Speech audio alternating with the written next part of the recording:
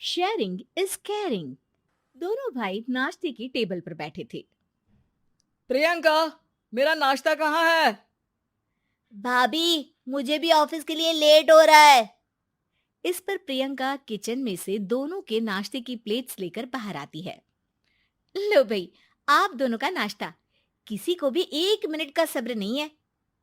ये प्रियंका का ससुराल है, जहाँ कोई औरत ना होने की वजह से शादी वाले दिन से ही घर के साथ दोनों भाइयों की जिम्मेदारियां प्रियंका संभाल लेती है। दोनों भाई शांति से नाश्ता कर रहे होते हैं कि अंकुश अपने भाई की प्लेट से पराठे का एक टुकड़ा उठा लेता है। आपको पता है ना, मैं खाना शेयर नहीं करता, फिर भी मेरी प्लेट में से खाना जरूरी है क्या? अरे हद हो गई है, मुझे नहीं खाना अब। अंकुर गुस्से में नाश्ता छोड़कर टेबल से उठ खड़ा होता है। अरे, ये कैसा बिहेवियर है अंकुर? एक टुकड़ा ही तो है। एक हो या आधा, मुझे भूख लगी है तो ये सिर्फ मेरा ही है। उसे भी किसी के साथ शेयर करने बैठा तो भूखा नहीं रह जाऊंगा। अरे बाबा ठीक है, अब इस पर भी लड़ाई।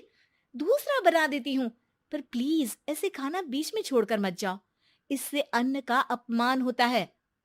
ओ प्लीज भाभी, ऐसी कोई चीज होती ही नहीं है। आपके पास पैसे हैं, खरीदो और खाओ। अगर नहीं खाया जाए तो फेंक दो। अरे दुनिया में सब यही करते हैं। अंकुर बैग उठाकर ऑफिस के लिए चला जाता है, जिसके पीछे उसका बड़ा भाई मायूस सा घर में खड़ा रह जाता है। जिसने बचपन से सोने की चम्मच में खाया हो, उसे दुनिया के बारे में क्या पता होगा। वैसे गलती तो हमारी ही है। अगर कभी बचपन में ही सही गलत का फर्क सिखाया होता तो आज ये हाल नहीं होते। आप फिक्र क्यों करते हैं जी? भगवान है, वो जो भी करता है सबकी भलाई के लिए ही करता है। और जब वो चाहेंगे तो अपनी तरह से अंकुर भैया को भी सब कुछ सिखा देंगे। पत्नी की बात पर विश्वास कर अंकुश भी ऑफिस चला जाता है। सुबह से दोपहर होती है और अंकुर लंच करने ऑफिस के पास वाले रेस्टोरेंट में पहुंचता है, जहां वो एक साथ बहुत सारा खाना ऑर्डर कर देता है। सर, क्या कोई आपको ज्वाइन करने वाला है? नहीं तो क्यों? अब कुछ नहीं सर, ऐसे ही। वेटर चला जाता है और कुछ देर में अंकुर का ऑर्डर लेकर वापस आता है, जिस पर अंकुर सब डिशेस में से थोड़ा थोड़ा खाकर बाकी ऐसे ही छोड़कर बिल देकर चला जाता है। वाह भगवान, तेरी माया।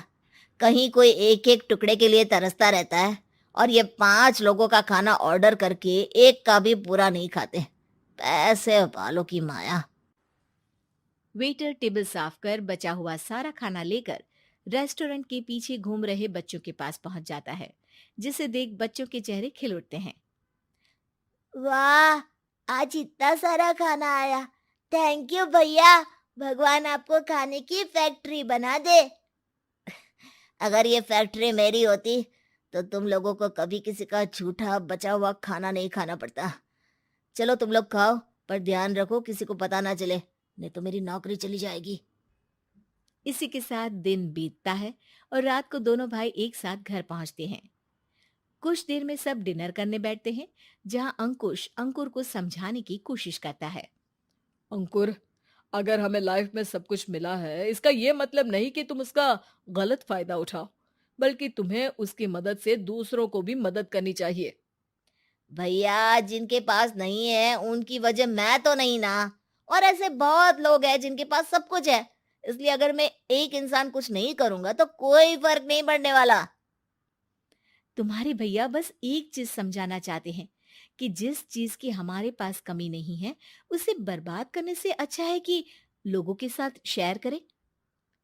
इससे हम सिर्फ सामान नहीं, खुशियां भी बांटते हैं, और इसमें तुम्हारा ज्यादा कुछ तो जाएगा नहीं।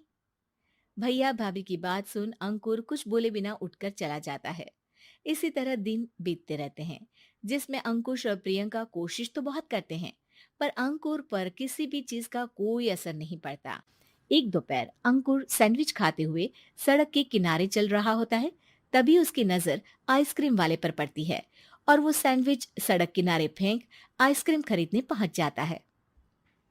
अब इसे कहते हैं जिंदगी का सुख। जैसे ही अंकुर आइसक्रीम लेकर पीछे मुड़ता है, तो एक आदमी को सड़क से वही सैंडविच उठाते हुए देखता है।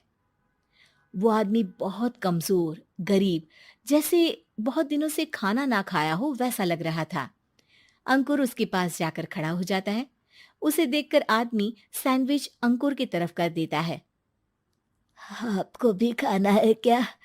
क्या हम इसे आधा आधा कर ले? मुझे बहुत भूख लगी है। वो मेरा ही झूठा सैंडविच है। तुम दूसरा खरीद कर क्यों नहीं खा लेते? इसे क्यों खा रहे हो? अरे भैया, अगर खरीदने के पैसे होते तो 4 दिन से भूखा नहीं घूम रहा होता। हैं? क्या? तुमने 4 दिन से कुछ नहीं खाया, फिर भी इस आधे सैंडविच को मेरे साथ बांटने के लिए तैयार हो गए? क्यों? अरे भैया, पैसा नहीं है तो क्या हुआ, इंसानियत आज भी उतनी महंगी नहीं हुई, और ना ही उस पर अमीर गरीब का टैग लगा है जो हम उसे रख ना सके। पर अफसोस, आजकल लोगों के अंदर पोषण, खून या विटामिन से ज्यादा इंसानियत की कमी होने लगी है। आदमी की बातों से अंकुर को समझ में आ जाता है कि वो आज तक कितना गलत काम करता आ रहा था। इसके बाद से वो अपनी किसी के साथ शेयर नहीं करने और खाने को बर्बाद करने वाली आदत को छोड़ देता है।